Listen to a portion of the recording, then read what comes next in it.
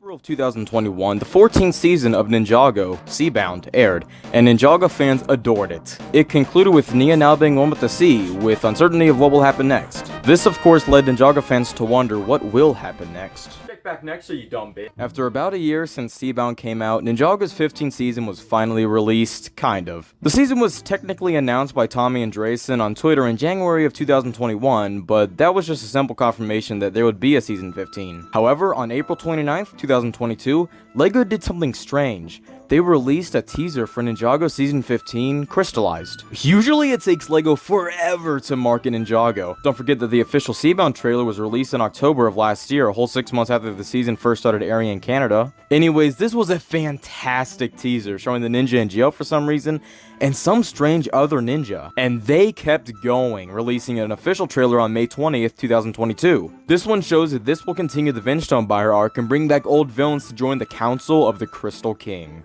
They put out a teaser, they put out a trailer, so let me guess, almost 3 months later, they still have not released a single episode. LEGO then released the first 12 episodes on their channel the same day. What the fuck? This was so unexpected. LEGO officially releasing the season on YouTube? Fans didn't have to watch low-quality TV recordings or bad translation. Here was Ninjago's new season in HD, officially released by LEGO. However, 3 days later, they were removed. But then on June 1st, they were put back up and released on Netflix. Well, this is unexpected. Well, since I can just watch the whole season right now, let's go over each episode in the same way that I've looked at the pilots, the island, and Seabound. Going to be summarizing the events of each episode, expressing my opinion on a few things, and then ending it off with rating it on a scale of 1 to 4, with 1 being lame, 2 being okay, 3 being good, and 4 being great. Let's start. The season begins with the return of Misdemeanor. Her crew finds more Vengestone, but ninjas show up to stop her. However, it's not the ninja, it's impersonators. They call themselves the new ninja, and I love how they look. After a fight, Misdemeanor escapes and the police show up, and there's a crystal robot spying on the commissioner. Cut to the monastery, which is a mess. Ever since Nia became one with the sea, the team fell apart. Zane turned off his emotion switch, and I love how the shoulder armor on Zane's Season 11 suit is a cover for his core. That's such a cool detail. And just like Seabound, and the Island, and Master of the Mountain, and Prime Empire, the ninjas start the season with their Season 11 suits. So glad these sets are all retired. Cole hears about the Vengestone incident on the news where the ninja are called destructive. Haven't we had this discussion already? Cole finds Wu trying to find a way to bring back Nia. However, Cole is more so concerned about the Vengestone operation. So, like the leader he is, he gets the crew back together in a scene reminiscent of Season 4. Kai's training students, he easily rejoins. Lloyd, however, doesn't rejoin at first. Jay has locked himself away at Jillian's lighthouse, where he and Nia hid from Nauticon all those years ago. Jay has a beard, which made me laugh, but the mood is quickly brought down when we see how hard Jay is taking things. Jay kicks them out, thinking that he's the only one who really cares that Nia is gone, but after seeing Lantern sent out to honor Nia, Jay rejoins and Lloyd does too. A fantastic start to the season. I love how we see how Nia's sacrifice is affecting all the team. New intro with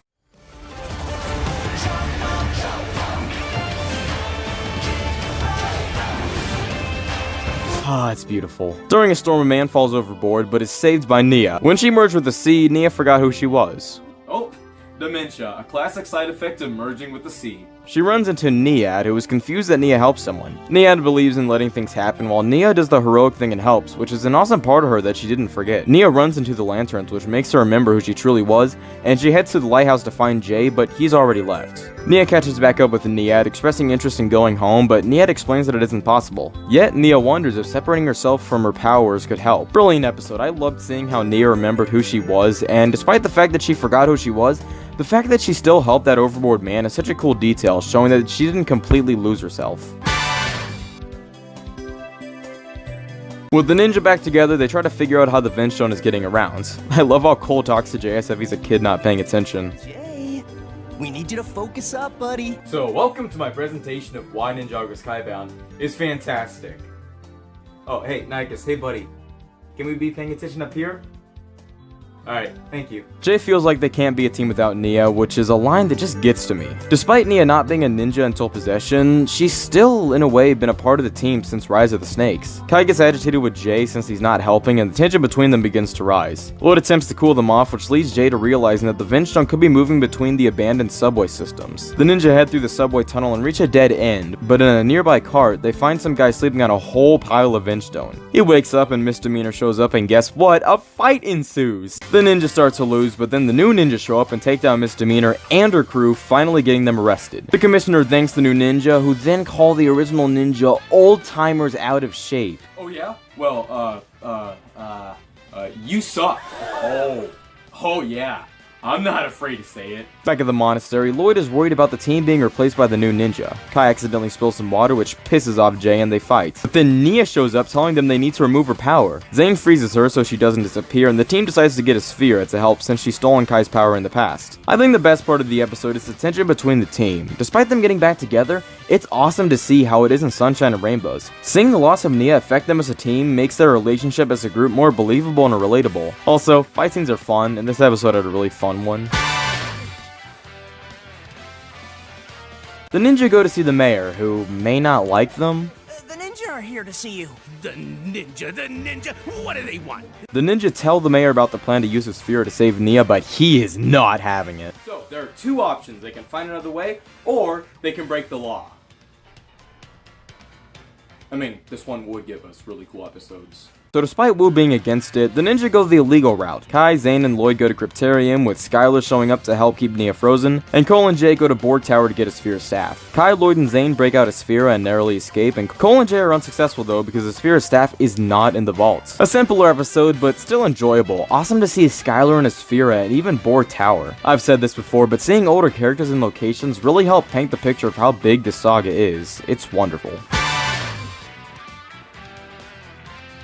The mayor is informed of the situation. I don't think he likes it. At the monastery, Zane, Lloyd, and Kai make it back with Asphira. I love the history between Asphira and Wu so much. Asphira says she can't help without her staff, and Jay and Cole return to break the news. Luckily, Pixel just calls Cyrus, who tells them that it's being transported. So the ninja head out with some new vehicles and not the same 3-year-old vehicles for the 5th season in a row? Just want to take a moment to say Ninjago City looks so gorgeous. So the ninja airlift the truck the staff is in and get in there, but the new ninja are in it. They then oh, what's that word? 5 letters, starts with an F. They do it like a million times this season. Fadge? No, that's like a type of bread. Oh yeah, fight. Yeah, yeah, they do that again. When Dareth, Billboard, Okino cameo, and Weekend Whip later, the new ninja find out that the Black Robe Ninja are actually the original ninja? So, you're saying the Black Robe Ninja that have identical eyes to the original ninja are actually the original ninja? What a world we live in. The ninja successfully get the staff and escape, and the new ninja informs the mayor that the Black Robe Ninja are the original ninja. From this moment on, the ninja are public enemies number 1, 2, 3, 4, and 5. Roll credits. That's what I'm saying. Great episode. In the monastery, Asphira disappears and starts messing with things, accidentally finding the golden weapons. I'll write that down in case I need to know it for later. To folding paper into animals. We have more pressing matters here than your arts and crafts, Asphira. I'm on Asphira's side. Origami is more than just arts and crafts. Who cares about some smiling women? Look at Origami Yoda. Now this is fine art. Asphira wants to compete with Wu, so they do so, and she beats Wu at everything. Damn, Asphira, keep it in your pants. The ninja get back and gives Asphira her staff, at which she turns against the ninja. But then the new ninjas show up, and Lloyd strikes a deal with the sphere where Lloyd will show her an exit once she saves Nia. So guess what? Yeah, they fight. Nia gets saved, and Lloyd shows Asphira the secret exit. The ninja are arrested, but are still happy since they saved Nia. That smile on Jay's face is priceless. Asphira heads back to the tomb where a crystal robot invites her to join the Council of Crystal King. My god, what a fantastic episode. Just the fact that the ninja finally saved Nia, the fact that they smile despite being under arrest, it's amazing. But it does take a lot of the emotional weight away from the scene. It's just like when Mando reunited with Grogu in the Book of Boba Fett finale. It was awesome to see them back together, but in retrospective, it takes a big stinky dump on such an emotional scene. Regardless though, the best episode yet. So, this episode begins with a court session. Ew, plagiarism. Dareth is the ninja's lawyer, and despite his best efforts, the ninja are sentenced to 5 years in Cryptarium, and Nia goes back to blaming herself for everything. At Cryptarium, we get a ton of villain cameos, including Ronin. Lloyd gets a visit from the Crystal King's messenger, who tells Lloyd that the Crystal King is gathering the ninja's greatest foes. Why?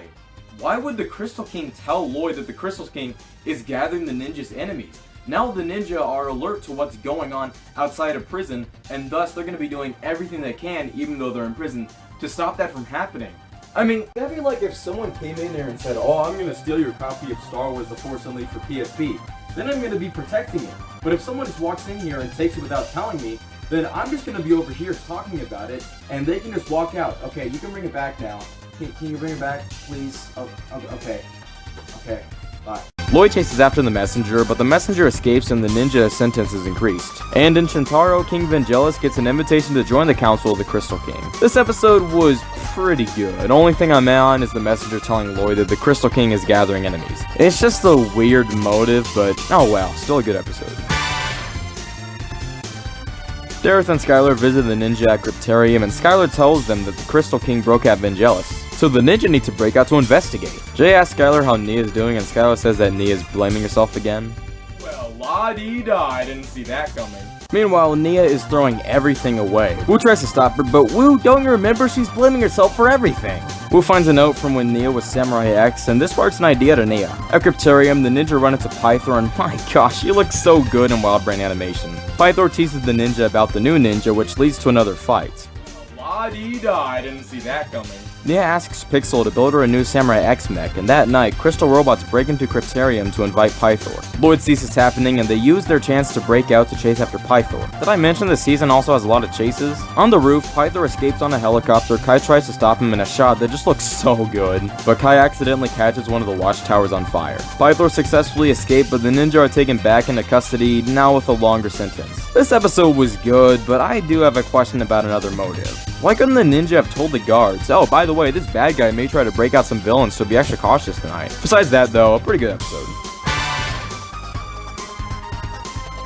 The ninja are escorted to a work detail with Fugitive, autocorrect's least favorite Ninjago character. The bus comes up on Dareth pretending his car is broken down, which distracts the guards long enough for Nia to help break them out. Are these people deaf? How did they not hear a giant-ass mech land and open the back of the bus? The ninja escape. The mayor is told. I'm sure he won't mind. I'm starting to think he actually loves the ninja. Mayor calls the commissioner, but he says he has no authority at Cryptarium, so the mayor calls upon Hound Dog McBride. Cut to a chase scene and Fugitive stowed away with the ninja. They escape, but the car breaks down, so they travel on foot with amazing new suits. They plan to go to Twitchy's gas station, so they split up as Hound Dog McBride launches a search for them. Good episode.